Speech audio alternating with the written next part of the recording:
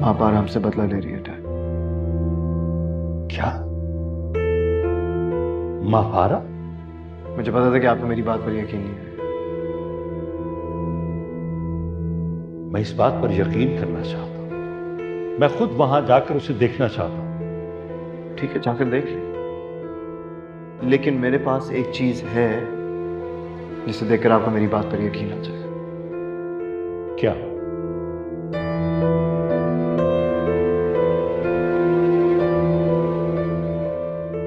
महापारा की बनाई हुई फैक्ट शीट, इस पर किए गए सिग्नेचर उसके पक्के सिग्नेचर है।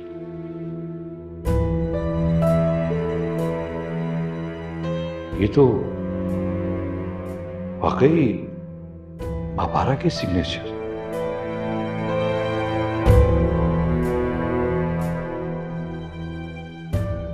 महापारा, ये क्या कर रही हो तुम? एक साइन दूसरे साइन से नहीं मिल रहा, सब अलग अलग है। एक जैसी तो है। अरे नहीं है ना। तो क्या हुआ, मैं तो ऐसे हमेशा बनाती हूँ, मुझे तो कोई प्रॉब्लम नहीं होती। आगे जाके प्रॉब्लम हो सकती है।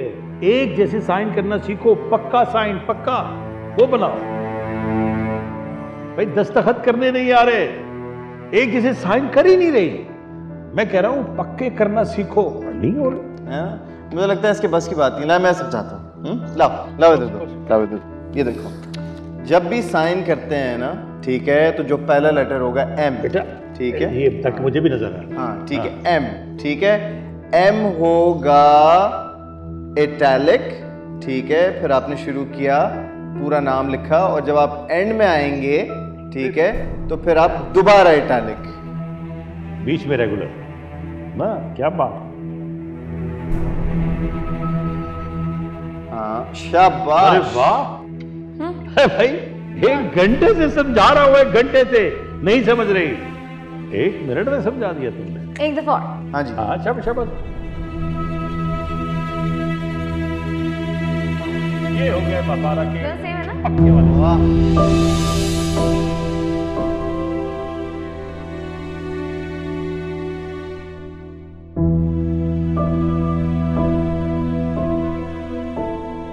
कल तक जिस लड़की को साइन करने नहीं आते थे, आज वो हमारी फैक्ट शीट पे वही साइन करेगी।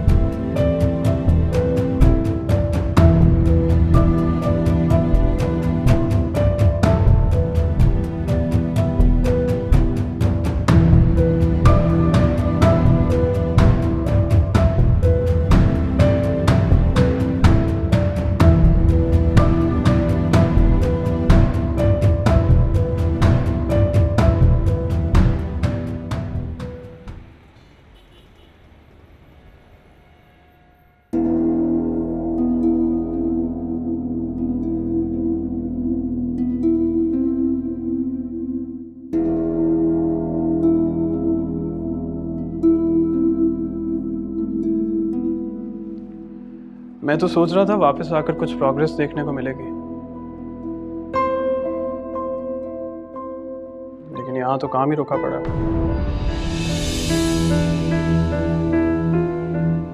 देखिए शामिर, आप हमारे पुराने क्लाइंट हैं, आपको हम पर भरोसा करना चाहिए। इस वक्त we're going through a very difficult time. देखिए, बात सिर्फ अगर बुरे वक्त की होती तो कोई भी साथ दे देता, लेकिन यह मामला हमारी रेपुटेशन का है। हमारे साथ जो भी लोग जुड़े हैं वो आप पर एतमाद नहीं कर पा रहे।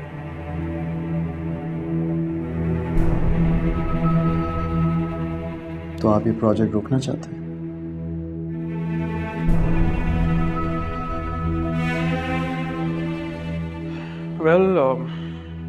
जिस प्रोजेक्ट में सिर्फ मेरी कंपनी इन्वॉल्व है, I am not stopping them for now.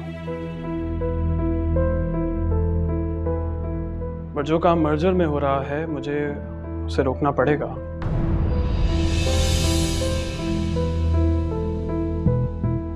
And that is because उसमें दूसरे लोगों की इन्वेस्टमेंट्स इन्वॉल्व हैं।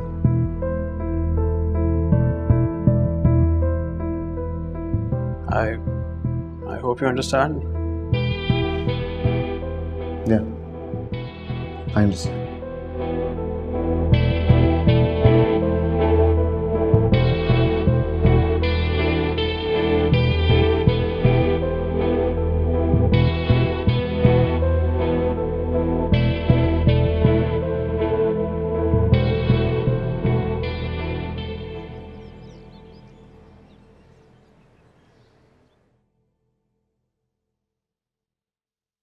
मैम आपसे कोई मिल रहा है। कौन? वो कह रहे हैं आपके रिश्तेदार हैं। मेरे रिश्तेदार? जी। भेजे उन्हें। Okay ma'am.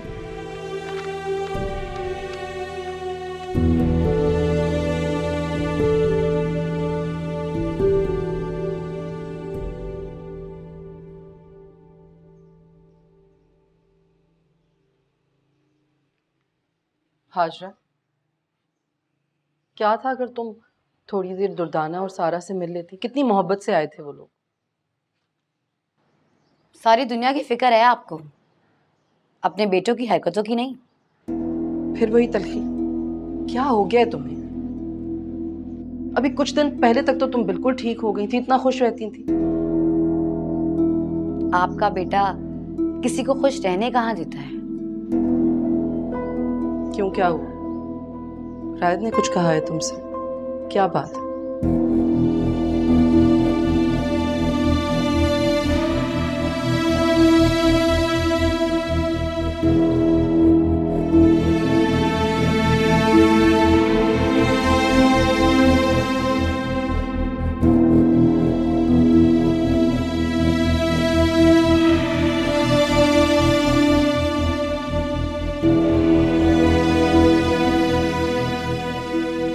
एक तो इस लड़की के मूड स्विंग्स खत्म ही नहीं होते, ऊपर से रायद ने सारा और दुर्दाना को मजीद नाराज कर दिया।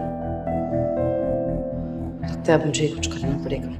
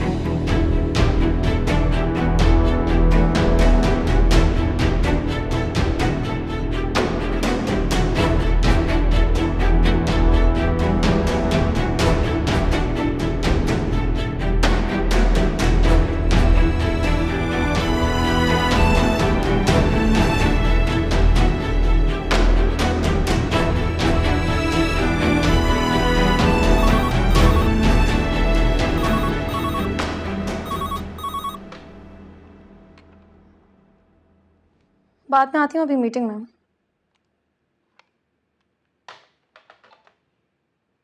मैं यहां बिजनेसमैन बनकर नहीं,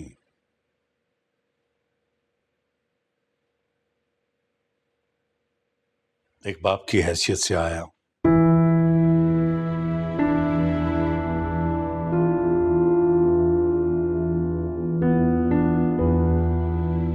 जिसके बाप की हैसियत से आप यहाँ पर आए हैं, उसे बेटा कहते हुए तो आपको शर्म आनी चाहिए। बेटी तो मैं तुम्हें भी समझता था, बहुत ख्याल रखा है तुम्हारा, लेकिन तुम्हारी आंखों में शर्म और लिहाज खत्म हो गया। तुम ये भूल रही हो मापारा कि मैं तुम्हारे बाप जैसा हूं। बाप जैसे? फिर तो आपको मेरे बाप की तरह गैरत से मर जाना चाहिए। मर जाना चाहिए था?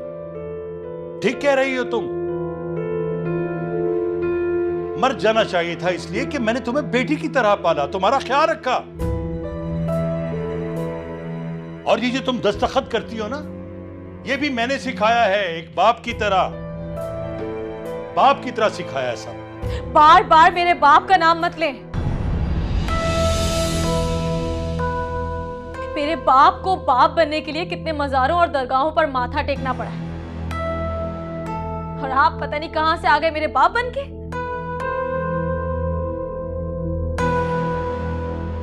और अगर इतने ही सगे थे मेरी बर्बादी का आपको इतना ही दुख था तो मर क्यों नहीं गए जैसे मेरे अब्बा ने किया? चले जाए यहां से। ठीक कहता था राहित, तुम जैसे ही लोग होते हैं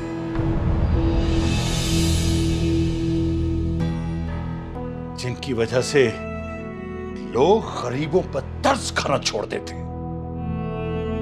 और आप जैसे लोग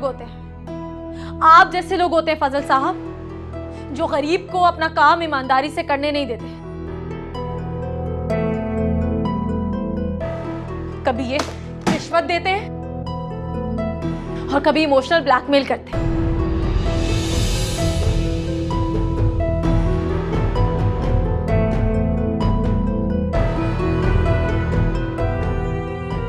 राहित ठीक कहता था, मुझे यहां नहीं आना चाहिए था।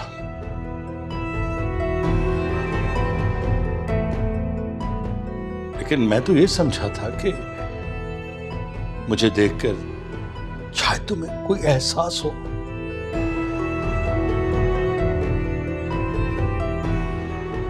तुम्हारी आंखों में कोई शर्म आए, कोई लिहाज, लेकिन कुछ भी।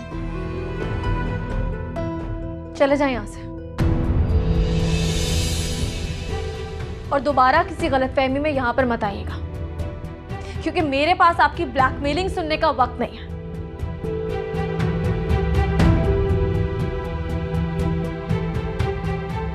जाएं।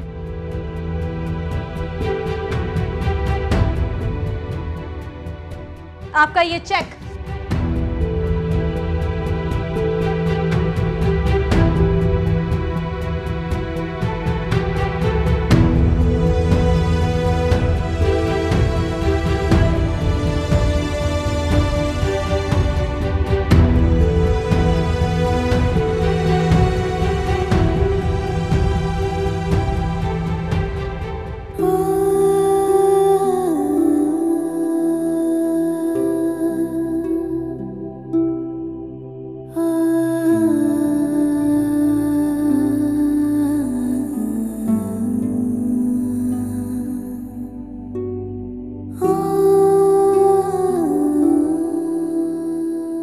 कहती थी दादी,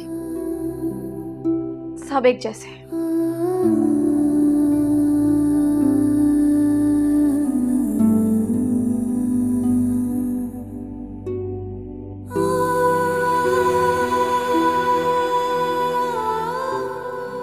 I'm sorry, राहित को पता नहीं कल क्या हो गया था। वैसे आपके वापस जाने के बाद वो अफसोस कर रहा था अपनी बात पर। कैसी माँ हैं आप? आपको यही नहीं मालूम कि आपके बेटे को क्या हुआ है? नहीं, ऐसी बात नहीं है, मुझे मालूम है वजह, लेकिन दरअसल उस पे काम का बहुत ज्यादा प्रेशर है। काम का प्रेशर तो जिंदगी भर रहेगा। इसका ये मतलब नहीं है कि वो मेरी बेटी को बोझ कहने लगे। ये रिश्ता हमने जबरदस्ती नहीं किया था। कैसी बात कर रही हैं आप दुर्दाना? सारा तो उसकी अपनी पसंद है। ये तो आप रहने ही दीजिए प्लीज। नहीं, मैं बिल्कुल ठीक कह रही हूँ। अगर काम का इतना प्रेशर ना होता तो वो तो बहुत जल्द शादी करना चाहता है। वाकई? जी, इसीलिए तो मैं चाहती हूँ कि सारा इसके साथ ज्यादा से ज्यादा वक्त स्पेंड करे, ताकि राहित कुछ देर के लिए सही अपनी परेशानियां भूल सके। मेरी बेटी कोई पंचिंग बैग नहीं है जिसपे कोई अपना गुस्सा या अपनी परेशानी निकाल सके। मेरा ये मतलब नहीं है दुर्दाना, मैं तो सिर्फ ये कहना चाहती हूँ कि राहित और सारा अगर आपस में थोड़ा टाइम स्पेंड करेंगे ना तो उनमें अंडरस्टैंडिंग भी बढ़ेगी। आपके बेटे को अंडरस्टैंडिंग की नहीं, काउंसलिंग की जरूरत है, और ये सिर्फ एक डॉक्टर ही कर सकता है। क्या कहना चाहती हैं आप अच्छे तरीके से जानती हैं कि मैं क्या कहना चाहती हूँ। नहीं, वाकई मुझे समझ नहीं आई, आप बताएं प्लीज। ठीक है, सुनना चाहती हैं तो फिर सुने। एक डिप्रेशन के मरीज को प्रॉपर ट्रीटमेंट की जरूरत होती है। पर वो ट्रीटमेंट मेरी बेटी नहीं कर सकती। आप तो एक जरा सी बात पर मेरे बेटे को बदनाम कर रही हैं। मुझे आपके बेटे को बदनाम करना होता ना तो मंगनी के दूसरे दिन ही कर देती। जब मुझे उसके मासी के साथ के अफेयर का पता चला था। Excuse me? मैं सब कुछ जानती हूँ शैला। मुझे हाजरा ने सब कुछ पहले दिन ही बता दिया था।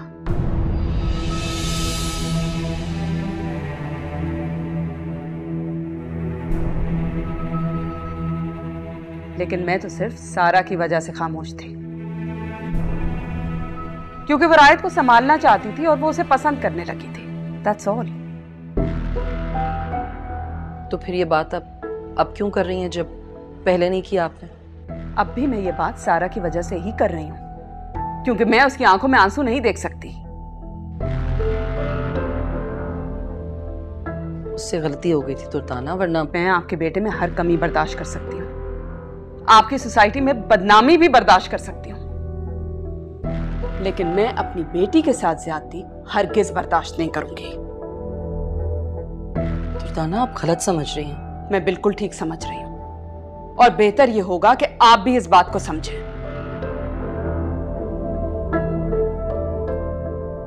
और अब आप इस घर में तभी आइएगा जब इस रिश्ते को लेकर आप और आपका बेटा सेम पेज पे हों।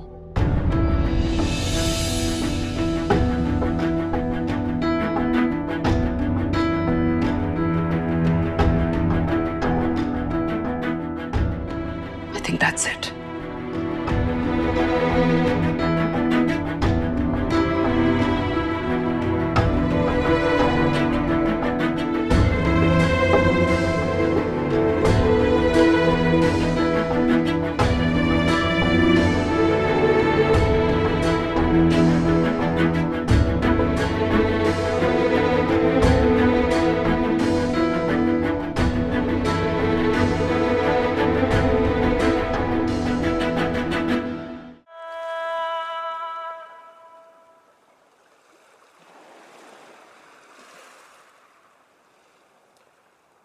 परेशान हो? हाँ? नहीं तो। अगर नहीं बताना चाहती वो अलग बात है, लेकिन कम से कम झूठ नहीं बोलो। झूठ? मैंने आपसे कौन सा झूठ बोला है? तुम्हारी शक्ल देखकर कोई भी बेवकूफ बता सकता कि तुम परेशान हो, और मैं तो फिर खासा इंटेलिजेंट। अगर तुम मुझे नहीं बताना चाहती वो अलग बात है, लेकिन एटलीस्ट झूठ नहीं बोल। सच सच बता दिया करो कि तुम्हें मुझसे कुछ शेयर नहीं करना। आपका शुमार सिर्फ इंटेलिजेंट लोगों में होता है या झूठे लोगों में? मैंने कौन सा झूठ बोला? आपने तो कहा था कि ऑफिशियल लंच है, लेकिन यहाँ मुझे कोई ऑफिस का स्टाफ तो नजर नहीं आ रहा। तुम्हारे और मेरे दरमियान ऑफिशियल लंच नहीं हो सकता। कोई ऑफिशियल पर्पस भी तो होना चाहिए ना? है ना ऑफिशियल पर्पस। क्या? तुम्हारी परेशानी की वजह।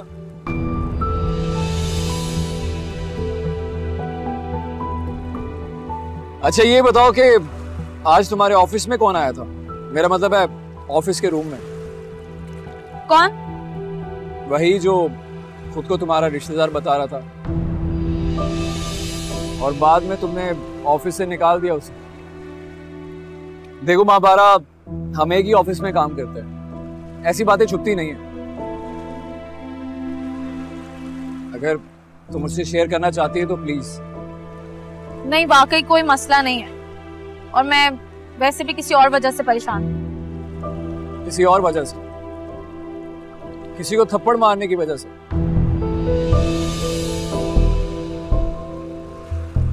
देखो महाबारा, मैं ये भी जानता हूँ कि तुमने ऑफिस के बाहर किसी को थप्पड़ मारा। तुम मुझ पर भरोसा कर सकती हो। बताओ प्लीज, मैं तुम्हारी। जब मुझे जरूरी लगेगा तो मैं जरूर बताऊं, लेकिन फिलहाल मुझे लगता है कि मैं हैंडल कर सकती हूँ। और प्लीज आइंदा परेशान होकर कोई ऑफिशियल लंच मत रखिएगा। ठीक है, तो आइंदा मैं घर आ जाया करूँ। घर? क्यों नहीं आ सकता? नहीं, वो दादी को एतराज होगा। नहीं, उन्हें मैंने अभी साथ काम करने का नहीं बताया। क्यों? वो तो पहले ही मेरे रिश्ते ढूंढ रही थी, और अब सुहेल का खौफ। अगर उन्हें सलार का बता दूंगी तो वो तो पता नहीं क्या सोच लेंगी।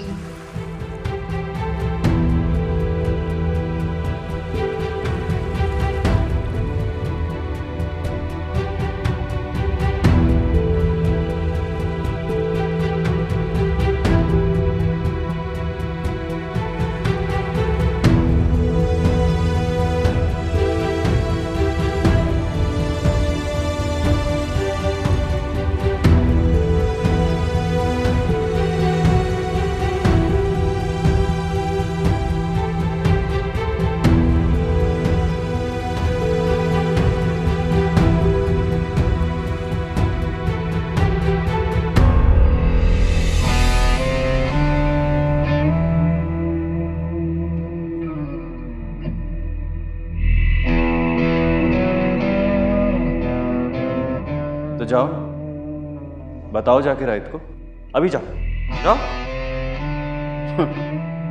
लेकिन अपनी मॉम को भी कह देना कि तुम्हें यहां से ले जाएं। तलाक मैं तुम्हें बच्चा होने के बाद दे दूंगा।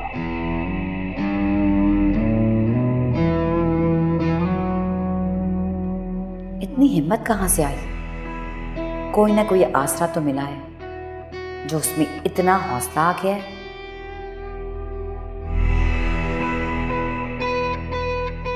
मैं तुम्हें यहां इस खौफ से नहीं रखा हुआ कि तुम राइट को सब कुछ बता दोगी, बल्कि मैं तुमसे मोहब्बत करता हूं, तुम्हें मोहब्बत में यहां रखा हुआ है। लेकिन अगर तुम मुझे मोहब्बत और इज्जत नहीं दे सकती तो हाजरा यहां से चली जाओ।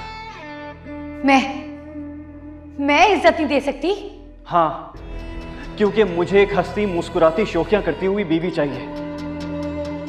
तुम जब से आई हो तुमने मुझे अहमियत ही नहीं दी, बल्कि मुझसे ज्यादा महापारा और रायत के झगड़े में मसरूफ हो। हाजरा, अगर मेरी जगह कोई भी होता ना, वो भी यही करता, बल्कि अब तक तुम जैसी लड़की को तलाक देकर किसी दूसरी अच्छी लड़की से शादी कर चुका होता।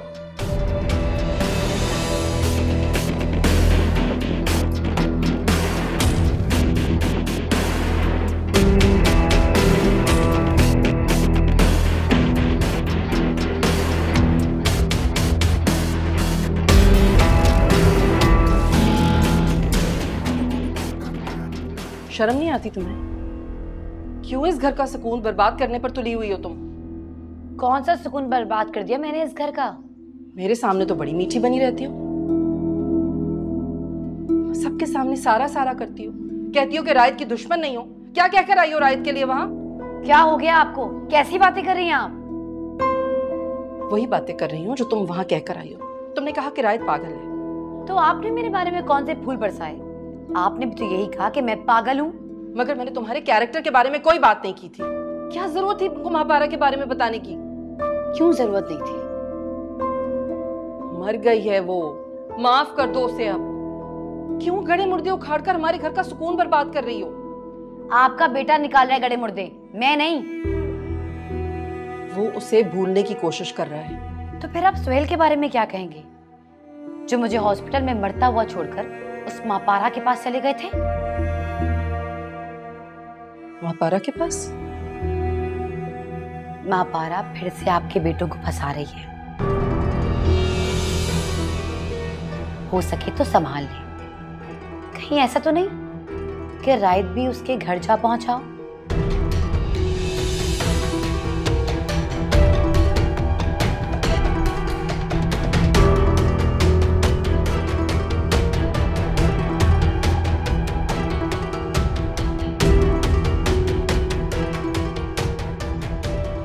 रायत, महापारा वाकई मर चुकी है। वो नहीं मरी मॉम, मैं उसे खुद अपनी आंखों से देखकर आया हूँ।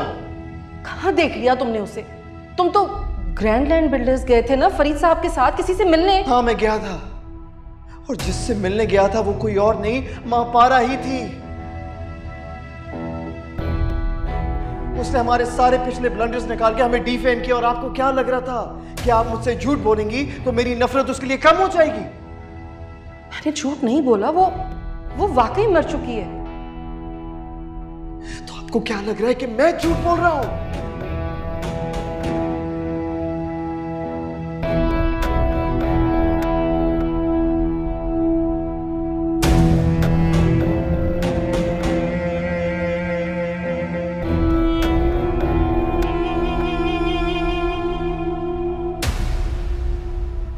डैड, जब मैंने आपको मना किया था कि आप मां पारा से नहीं मिलने जाएंगे तो फिर आप क्यों गए? बेटा, मैंने उसे बेटी बनाकर पाला था। मैं समझा कि मैं उससे बात करूंगा तो वो मेरी बात का मान रख लेगी। तो फिर रख लिया उसने आपकी बात का मान?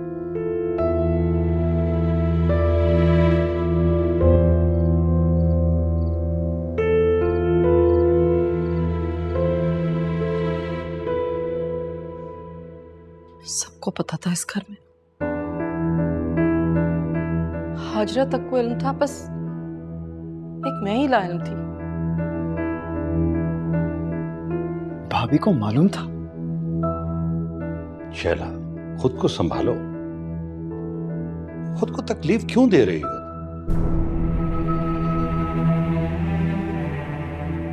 मैंने बहुत बड़ी गलती की, तुम्हारी बात को झुठलाती रही। तुम बार बार कह रहे थे रायद, और मैं झुठलाती रही। कितना गलत किया मैंने। मुझे मान लेनी चाहिए थी तुम्हारी बात। शैला, तुम ठीक कह रही हो। हमने रायद की बात को कभी अहमियत ही नहीं दी। आपने तो फिर भी इसकी बात का यकीन कर लिया। आप तस्दीक करने गए तो सही, लेकिन मैं... देखो, रायद बचपन से ही चिढ़ता था उससे।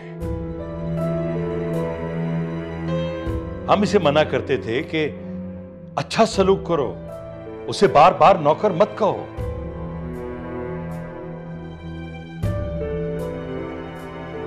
काश उस वक्त रायद की बात हमारी समझ में आ जाती तो आज ये दिन न देखना पड़ता।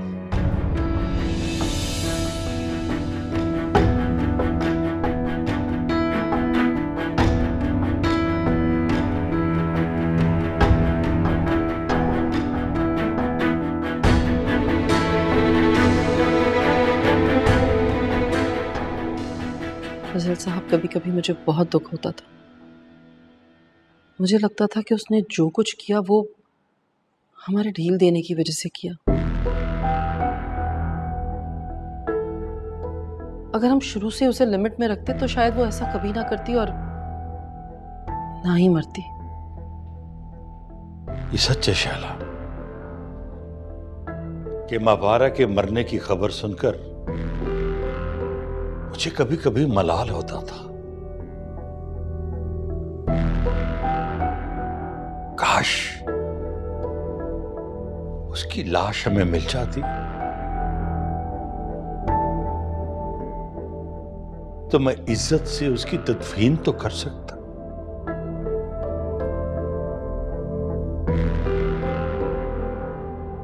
लेकिन वो तो सब कुछ भूल चुकी। वो प्यार, मोहब्बत, वो इज्जत, यहां तक कि हमारा एक एक एहसान। आपसे कोई बदतमीजी की उसने? उसने क्या बदतमीजी करनी है? जो तमाशा उसने इस घर में लगाया था उसी पे अकड़ रही थी वो।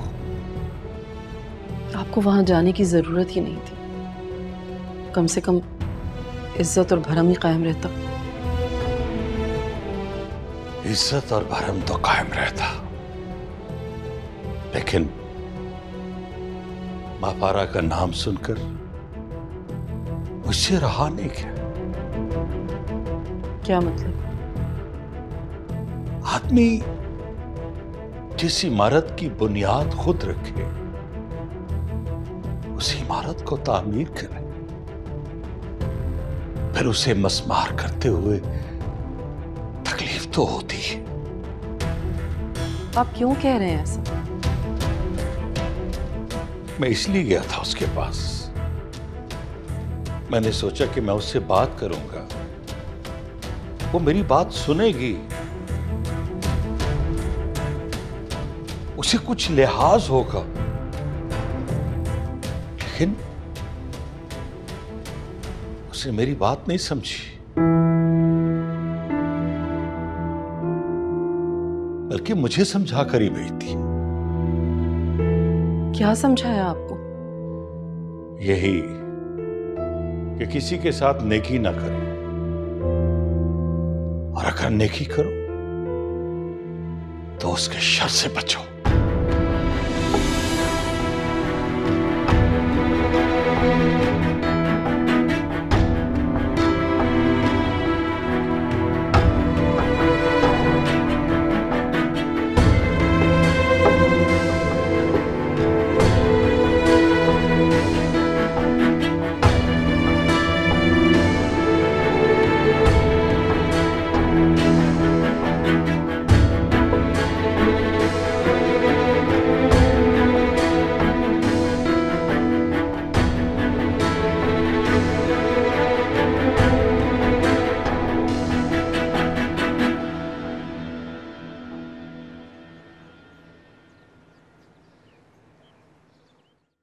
मॉम कुछ ना कुछ करना होगा वरना बहुत देर हो जाएगी और सारा गेम पलट जाएगा। अब कौन सा गेम खेलने की जल्दी है आपको, जो उलट जाने का खौफ है? मेरे रास्ते से हटो, मुझे देर हो रही है। अच्छा आप कहीं जा रही हैं? भाभी मुझे बताए ना, मैं आपको ड्रॉप कर देता हूँ। मैं अपनी मॉम के घर जा रही हूँ और तुम्हारे रास्ते में मेरी मॉम का घर नहीं आता। अच्छा मॉम की तरफ, क्यों?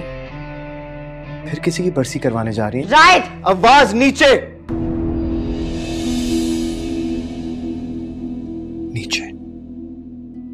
शर्म नहीं आती आपको इतने बड़े बड़े झूठ बोलते हुए? कौन सा झूठ बोल दिया मैंने जो तुम इतना भड़क उठे हो? आप वाकई बहुत बेशर्म है भाभी। सारा सच सामने आने पर भी कोई शर्म, कोई पछतावा नहीं है आपको। कौन सा सच सामने आ गया? माँ पारा वो जिंदा है। ये सब जानते हुए भी आप उसकी बरसी के ड्रामे करवा रही थी? कोई गैरत है आप में? Just shut up. नहीं अब क्यों शट अप? अब तो आपका सारा झूठ सामने खुलकर आ गया है। बताएं ना भाभी, क्यों बोला था झूठ? एक मिनट। तुम्हें बुरा उसके जिंदा होने का लग रहा है या मेरे झूठ बोलने का?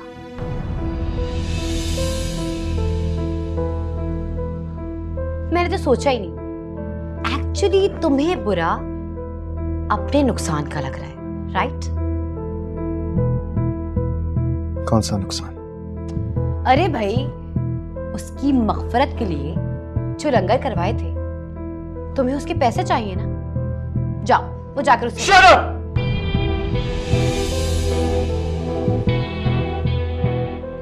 Shut up.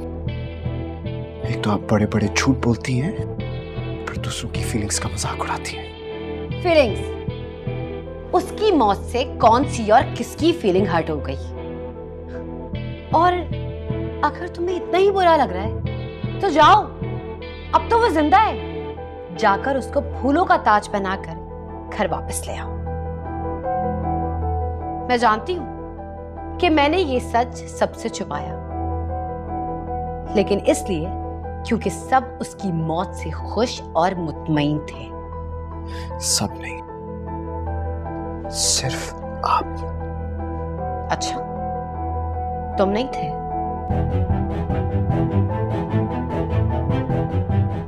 अगर तुम खुश नहीं थे तो उसके जिंदा होने पर इतना बेकरार क्यों हो गए?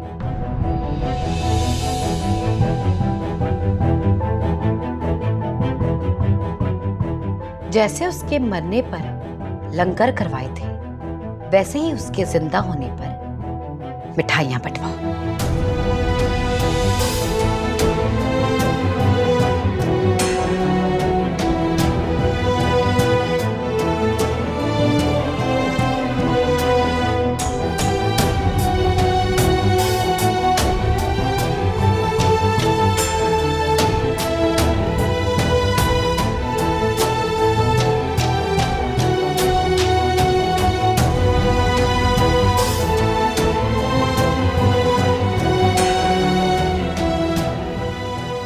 अगर तुम खुश नहीं थे तो उसके जिंदा होने पर इतना बेकरार क्यों हो गए? जैसे उसके मरने पर लंगर करवाए थे, वैसे ही उसके जिंदा होने पर मिठाइयां बंटवाओ।